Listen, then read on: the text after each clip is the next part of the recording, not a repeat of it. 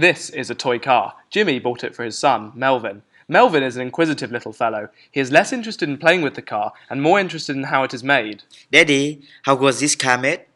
Well, son, an engineer comes up with a design of how the car is going to look and function, and then the plans are sent to a manufacturer where machines are used to make the car.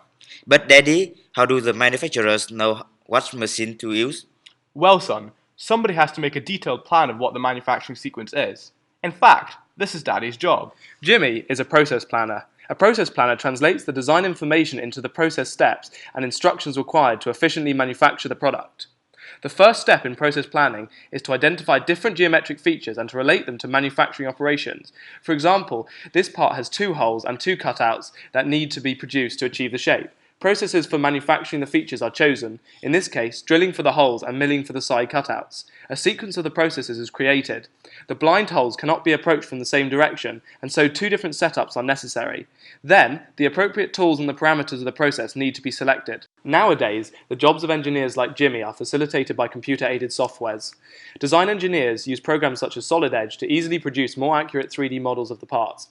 Manufacturing machines now require less human input and can be programmed to carry out the operations needed. So what about process planning? How can it be automated? One approach is known as variant CAPP. A computer is used to implement a coding and classification scheme by which a process plan for a previously planned part is retrieved. The retrieved plan is based on the similarities it has with the new part.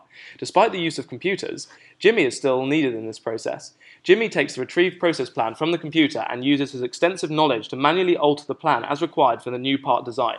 But what about a method that fully automates the process, taking Jimmy out of the equation?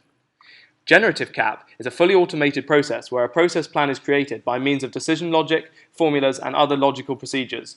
The process plan is created from scratch and without human assistance or any predefined plans.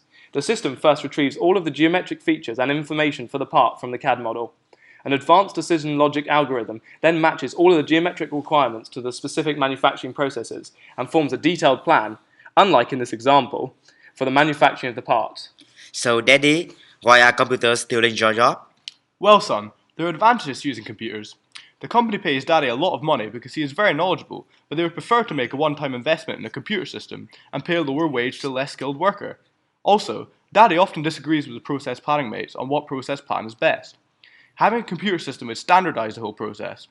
Fortunately, a fully generative CAPP system is not yet implemented in industry, as it is very complex and so still in the development stage. Yay, Daddy! So I can be a process planner too?